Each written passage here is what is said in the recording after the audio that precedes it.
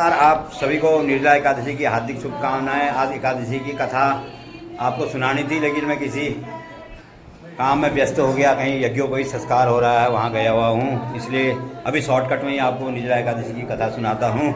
मित्रों, यह जो है कथा भीमसेन ने की थी, इसलिए इसका नाम भीमसेनी एकादशी भी है। जब क्या कहते हैं, भीमसेन ने कहा कि मैं जो है भूखा नहीं रह सकता हूँ 2 टाइम। साल में जो है 24 एकादशियाँ होती हैं, किसी साल 26 होती हैं, इतना मैं भूखा नहीं रह सकता हूँ। तब युधिष्ठिर से कहा, तब युधिष्ठिर ने कहा व्यास जी आपको बताएंगे इसके बारे में।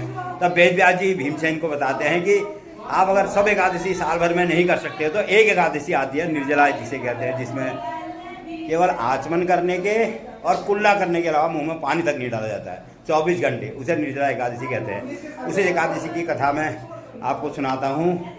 अभी जो है यहाँ पर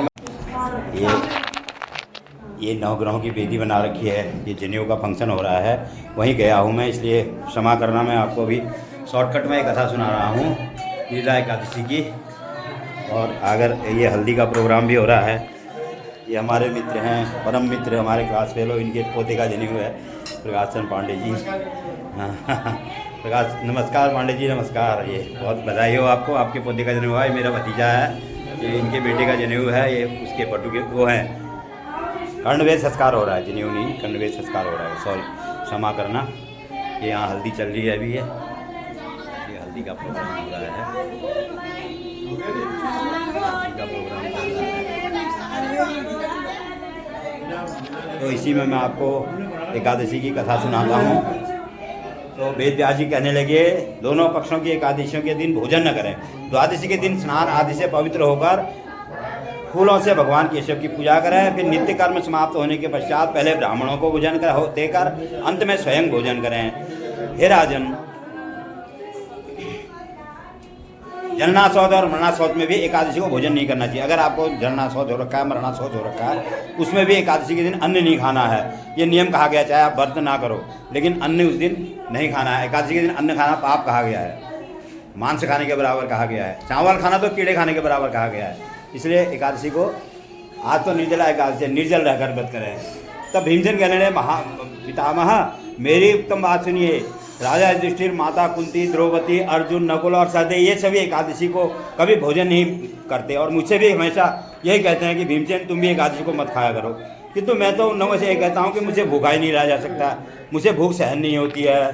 तो भीमसेन की बात सुनकर व्यास जी ने कहा, तब व्यास जी कहने लगे, ये तुमने स्वर्गलोक की प्राप्ति अभीष्ट है और नरक को दूषित समझते हो, तो दोनों पक्षों की एकादशी के दिन भोजन नहीं। बुद्धिमान पितामह, मैं आपके सामने सच्ची बात कहता हूँ, एक बार भोजन करके भी मुझसे व्रत नहीं किया जा सकता, फिर उपवास करे तो मैं रह ही कर सकता हूँ।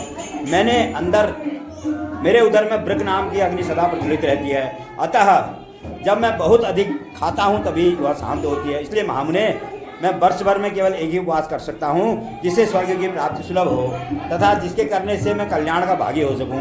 ऐसा कोई एक व्रत निश्चय करके बताइए, मैं उसका यथोचित रूप से पालन करूँगा। तब व्यास जी ने कहा, हे भीम, ज्येष्ठ मास में सूर्य वृक्ष राशि पर हो या मिथुन राशि पर, शुक्ल पक्ष में जो एकादशी हो उसका यत्नपूर्वक निर्जल व्रत करो। केवल कुल्ला या आचमन करने के लिए मुख में जल डालो, उसके अलावा किसी प्रकार का जल विद्वान पुरुष मुख में नहीं डालते, अन्यथा व्रत भंग हो जाता है। एकादशी को सूर्योदय से लेकर दूसरे दिन के सूर्योदय तक मनुष्य जल का पान न करे। एकादशी तो यह व्रत पूर्ण होता है। इसके बाद द्वादशी को प्रभात काल में स्नान करके ब्राह्मणों को विधिपूर्वक जल और सुवर्ण का दान करें। इसके बाद सब कार्य पूरा करके जितेंद्रिय पुरुष ब्राह्मणों के साथ भोजन करें।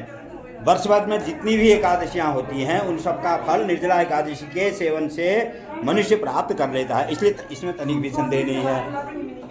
शंख, चक्र, गदा और पद्म धारण करने वाले भगवान केशव ने मुझसे कहा था कि यदि मानव सबको छोड़कर एकमात्र मेरी शरण में आ जाए तो एकादशी को निराहार रहे और व्रत करके सभी बंधनों से छूट सकता है।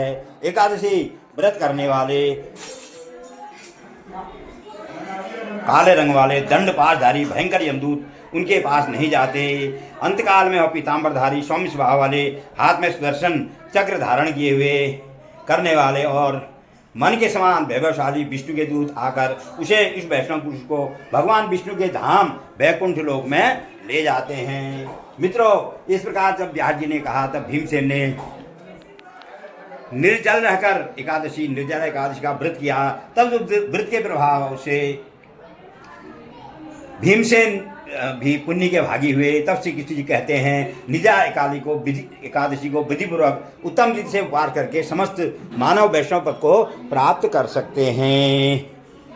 इस श्लोक में वह जो यह एकादशी के दिन अन्न खाता है वह पाप का भोजन करता है, वह इस श्लोक में चांडाल के समान है और मरने पर दुर्गति को प्राप्त होता है। जो ज्येष्ठ के शुक्ल पक्ष में एकादशी को उपवास करके दान करेंगे वे परम पद को प्राप्त होंगे। जिन्होंने एकादशी का उपवास किया है वह ब्रह्मत्यारे भी हैं, शराबी तथा चोर गुरुद्रोही होने पर भी सब पापों से मुक्त हो सकते हैं। हे कुंती नंदन, निर्जला एकादशी के दिन श्रद्धालु सभी स्त्री पुरुषों के लिए जो विशेष रूप से दान और कर्तव्य निश्चित है उसे सुनो। उस दिन जलमयी धेनु का दान करना चाहिए, प्रत्यक्ष धेनु का या घृतमयी धेनु का दान करना चाहिए। उसके बाद दक्षिणा और भांति भांति के मिष्टान्न के द्वारा संतुष्ट करना चाहिए।